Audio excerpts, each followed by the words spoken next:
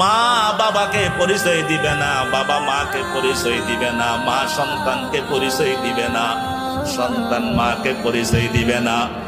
একটা নেক আমলের জন্য পুরা হাসরের ময়দান ছুটাছুটি করবে, একটা নেক আমলের জন্য, একটা নেক আমলের জন্য। ওই দিন আমার কি উপায় হবে?